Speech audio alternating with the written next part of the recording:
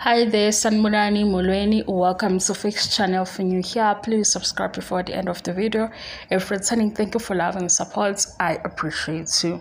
Izingane Zesthembu, episode 13.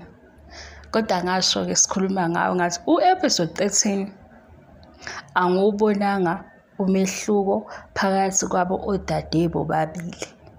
Ngibamba izinto abayikhulume sebecasukile. Ngibamba futhi ukulwa kwabo noma ku-actwa kezinye izinto. Noma kwenzekile phela episode 13 akusho ukuthi mase kuvela izinto ezinhle ngabo ku social media sengizobabhulisha. Mangikhuluma nge-episode 13 ngikhuluma nge-episode 13 ovele kwizingane zesithembu. Ngufakelani ke lo episode 13 kunodade abathi Tirelo akanandaba neposition yokuba umamkhulu opposition seke. Yabo ku episode 13 singayenza ilist yezinto ukuthi Tirelo wayekhalelani. Kodwa ke okwamanje ngoba ivideo ukuthi ngikutshela ukuthi unayo indaba kakhulu. And le mpilo ayikhethile uyibone kahle ku episode 13. Okunye futhi akumenza ukuthi wakhala lokho. Usibindi futhi lo amkhethile umbone kahle ku episode 13. Ngoba episode 13 bacisha ukubambana ngezandla kucisha kudabuka ingubo zabo. Usibindi uhleli lapha phansi. Uhleli futhi akekho ngasho phakathi kwabo ukuthi njengoba bebabuka bedlala ifilm phakathi kwabo ucabangani yena. Balwa ngenxa kaSibindi. Yena uba namagama ukuthi akekho desperate kodwa wayenayo option yokuthi aye roomini yakhe afika ayivalele akhale khona. Kodwa lento eyenzakalayo phakathi kwakhe noSibindi kanye noVuyo imbeka la ukuthi akhulume khona aza hefuzela egcine sekhala. Mase uthi mina njengoba ngino 30 something ngaye ngaba na 23 ngaba na 24 sengahlula ukubuka leya phase kwenye ingane ngoba ngidlulile kuyo leya minyaka abakuyona. Angeke futhi ke singikhohliswe ingane mina. Mayethi akanandaba le position yokuba umamkhulu kunayo. Into engenandaba naye ayikho emlonyeni wakhe. Into angenandaba naye ayikho emlonyeni wakhe. Yabo lento ayifake kuyo uyibone yathi ba episode 13. Ngoba ku episode 13 nangu uMpumelelo uhleli phansi. Yalisha igama lokuhlala phansi uhleli phansi uMpumelelo. Akabizi nezingane zakuba uthi hayibo kwenzakalani lana bafethu nakho ngingasaqondi. Uhleli phansi uyababuka bayala. Manje angifuni ngikhuluma nawe ngitheme nezingane lezaso ngithathe ebunganeni sixoxe ngazo. Kodwa mase ngikhuluma nawe thina nawe sibadala. Kodwa uTirelo bengimsebenziselani ukuthi akanandaba nongekho unendaba nento eyenzeka phakathi kwakhe noMpumelelo. Indlela efanayo namakhosikazi kaBaba Mseleku bengakashadi noMseleku. Akekho ayenendaba nomunye. Akekho wayethi sizocabangela omunye kakhulu. Ngizama ukuqeda ke legama lomona nebitterness ukuze sizokhuluma sizwane. Uyabo. Kodwa mawuthi uTirelo akanandaba nokuba umamkhulu. Hawu. Phela lawo mangakho azosifaka esihogweni. Akanandaba. Evela kuzona zonke izinto ezenziwa uMpumelelo ngoba sizisiwe uMpumelelo. Awube nonembeza nawe. Sithi Mpumelelo lokho kushoyo akuzubonakala yini leyo ntombi mayiba unumber 3. Eswelwe kangaka. Ulwa ku social media. Ulwa ku TV show. Ku TV show uMpumelelo njengoba simbuka umenza lento angayona. Phela sina uMpumelelo asimbuke ngekweminyaka yabo. Simbuka ngokuthi simdala sibadala kunoMpumelelo and siyabuka ukuthi yena akakaqini ukhakhayo. Mhlambe sena 26 ila ngempela kusengafanele ukuthi akahlaliswe phansi etshelwe into azoyizwa ngoba ngisho manje etshelwa ngesithemba sakhayo uMpumelelo unezakhe izimpendulo. Akalindele ukuthi elalele kwabazali bakhe abakusona isithembu.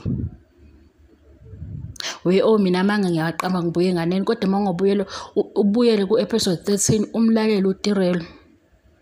umlalele ukuthi akayedwa kumpumelelo ngaleso sikhathi njengoba ekhuluma yonke lento ayikhulumayo. Mase uyasho-ke egcineni ukuthi akanandaba nokuba umamkhulu. Yabo into engenandaba nayo awuyinaki, angazi ukuthi ngakutshela kanjani. Yini nje ngakwenzela isibonelo ngani into ongayinakile, yabo nje owenza ngathi ayikho kodwa ibikhona. Yena kuyazi ukuthi ikhona. Siyazi futhi ukuthi bemidla kuyiphi indawo. Thatha iphathi kalandle uyenze i-reference. Ngesikhathi yena ekhona number 2 kuba khona number 1, ifamily kaMpumelelo isikhathi esiningi beyigxile ku number 1 kodwa ekhona number 2. Sakubuka ke lokho sihlambe. Yilokho yena kusengamsebenzela. Ukuthi ke yena ubambe uMpumelelo yedwa. Kodwa umndeni yikho bese sisilindele ukubona mhla efika eMzumbu ukuthi bazothini ke sebeqondene naye nengane ukuze sikhiphe le yanto ebisiqaliwe ku social media ukuthi hawu uzoba umother-in-law okhethayo. Sekukhulunywa ngogogo wengane. Sathi asakafika isikhathi sokuthi beqondane. Simbuka ke nasi ku TV ukusilalela amagama akhe sithi hawu ama comment akho aseba njengoTirelo why? Ngoba phela ngeke uzikhethele ingane yakho uyabo. Uyayazi ke yena leyo nto. Uyibonile. Ngizohamba ngikuthathele izithombe zabo ze-pregnancy. Yena yakhe photoshoot wayikhokhela yaba ukhazikhazi yaba yinhle. Kodwa ubaba Mpumelelo wafika kanjani wathi like. Uvuyo noSibindi bathatha nje isithombe bepholile. Sabona ukuthi hayibo nangu uvuyo sephindile. Mpumelelo wahamba wayocomment ubaba kaMpumelelo wathi sizonisupport siyanithanda kanjani. Hawu. Uyabo ukuthi izindaba zabantu zona ngiyazazi ngoba ngiyazilandela ngiziphela ngibabuka lapha ku TV show ngase ngithi hawu ithini lento le yini afake ulike lapha engasabhali ke noma ama sentence awu2 ngapha useyabhala ukuthi sizonisupport. Sabuya sadideka sathi ke yazi waye engasho ukuthi ngoba izingane zakashadi ayidelete izithombe okungenani kube into yabo abangayivezi ku social media ngoba sekunezinkulumo eziningi. Ngiyazi kahle leyo comment ukuthi sizonisupport ngoba ngeza la kini ngazontshela ngathi mina ugogo wami wathi uma omunye ekhulelwe awumfakele stress ukhulume kakhulu noma ngabe leyo pregnancy awuhambisani nawe yayizwa ngoba social media wawusuthe ukhuluma ukuthi kazi ubabonjani unjani. Ngathi mina kodwa maye faka icomment ukuthi sizonisupport mhlawumbe uyabasiza kulama comment asemaningi negative. Nabuya nazo usinlana zongihlasela naso wena fix nje nawe kwawena shuthi nawe awuyazi into oyikhulumayo. Ngathi mina ugogo wami washo njalo kimi ngathi umuntu okhulele ngoba lokhu kukhathaza nengane kukhathaza yena lokhulelo. Yinkolelo zogogo lezi ukuthi awuzumthethisa lokhulelo uyomlinda. Nakho futhi ingane kuba ngathi ingane ithathe ukuthi ukukhula kancane into engangizwe ikhulunywa ugogo.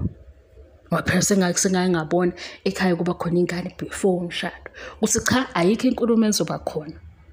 Ayikho inkulumo ezoba khona. Ngoba lezi inkulumo lezi zithikameza lophethe ingane nengane mayingaphathekile kahle. Ngaze nichazela leyo nto leyo ngoba phela nami ngayizwa ngogogo ayikuthi into engivele ngayazi. Nasi kodwa ke shuthi awumcabangeli noma awumfani. Ngasho sengizothini mina ngoba phela ngasho ukuthi hawu nangu ubaba ekhomenta kule picture leni leziyana wangakhomenta kuze usho ukuthini. Sengidonsa ngendlela yokuhleba. Yabona into engishoyo naye wayibona. Yaqala Izingane Zesthembu yangena Uthando Nesthembu. Kodwa kulo yamndeni womfana siyabeza ukuthi hawu kanti animbali ngani ngoba ukhona. Sabona lapho ukuthi izogeja indaba yakhe uma ethanda kakhulu umndeni angithi. Yena masebek episode 13 uTirelo njalo masebek episode 13 usethi ubuhlungu obukhulu Hhayi ubuhlungu lo babubona phakathi kwabo ukuthi lo mfana uyakwazi ukuthi edeke phansi belwa abuke nje ekhombisa ukuthi mina ngiyibhozi kahle kahle. Cha, akabuhlungu kuleyo ndawo. Indawo abuhlungu kuyo ukuthi mangase kuhlale ofike before yena balungisa izinto. Imayelana nani ke leyo nto tete? Ngoba mayehlala phela lo fike before yena belungisa izinto, yena ulobe ehlehle ephindele emuva kayi phambili. Kodwa lo fike before mayehamba yena uya phambili. Ngikuthathe phi ke lokho? Ngeso le TV show. Anginampi nengane, anginampi naye, angigqugquzeli futhi i-TV show ngoba uzosuke uyithathe lento uyiphendukezele kanti sikhuluma nge-TV show. Konke lokho engikubalelayo ukukukhombisa ukuthi unendaba nokuba umamkhulu. Inkinga umfana. Ukuthi umfana uyathengeka yini ukuthi ngenze phela umamkhulu. Ngoba sengikusupportile, ngakusupporta ku-social media, abafikayo ngiyaba-welcome, osabashela ngikhuluma nabo efonini, kanti yini le ngaka? Umfana-ke uthini? Uthi yena isintu sakhe. Mase sekhuluma ngesintu sakhe sithini? Hey, awukwazi ukwenza njalo. Lesintu sakho sithini kanti ngey'ngane zakho yabo? Siphambana lapho eku-understand umfana. Ngoba umfana lo bethi isintu sakhe sithi bona abadala bavuke bathi sithathele intombi. Ngathi laba abadala bebekuphi wenza iy'ngane? Phendula lowo mbuzo. Uyabo? Kodwa le yathela ukuthi anandaba nokuba umamkhulu. Awuyibukanga-ke wena leyo season 2 awubukanga. Awubukanga. Kwanawo useason 1 zazikhona iy'nkomba ukuthi kahle kahle ufisa ukuba la. Kodwa manje-ke isikhathi sekunqabelile. Uyabona nakhona manje ukuthi uthi umfana ozoba kule number owami. Iqiniso lithini-ke? Uhleli lapha phansi uyabuka, ubuka imovie. Yabona le episode leyana yabaningi isithombe ukuthi kahle kahle nayo impilo ozoyikhetha. Umfana uzoba njani? Uzoke izibi imizwa yakho. Noma ngabe ufilani, ayirelaxele nje. Aphinde abuye kuwe athi dlulani nigijime nihambe. Wena wenza njani? Uyahetheka. Umfana uzohamba ayela ayizibi imizwa yakho ukhona. Aphinde futhi abuye kuwe athi njani? Asiqhubeke sithandane. Wathi yena umfana umnikeze i-happiness enkulu. Kodwa ene-happiness enjalo ubehefuzela lapho ecishe edabukelwa yingubo elwa umfana ehleli phansi. Sungayi-analyze ngendlela yakho. Bye. Kodwa ukuthi amfuna kuba mamkhulu. Sengisholo ukuthi-ke ngimthathe ngimbeka kumakhosikazi asemzumba ukuthi akukho ngcwele ongena kwisithembu. Enomqondo wonkosikazi omunye ongaphambili noma ozolandela yena. Usuke ecabangela yena. Kuze kufike la sebe umndeni khona. Masebe umndeni sekunendlela ukuthi abafunction manje njengomndeni. Yingakho ngithi mina cha uyasibhora masuthi njalo sikhuluma uthi vele uma cela ubhiza uma yeni unomona kanti siqhubeka nini nento abayikhulumile ku-TV. Kanti siyikhuluma nini abayikhuluma ku-TV mase lobuhleli ukuthi umacele njalo ubhiza. Utheni umacele kanti? Uma yeni utheni? Uma ngabe utheni? Ngeke phela sisebenzisa amagama awodwa kuzona zonke izinto abayixoxayo. Ezwakalayo ngoba lokho abakuxoxayo bona sekuyi-experience yabo. Thina siyababuka bayi-movie yethu. Kuyi-movie yethu-ke siyazi ukuthi hayi mbhali. Wawuyicabange nini lento? Uyabo? Umbhali-ke siyazi ukuthi ubani. Bye.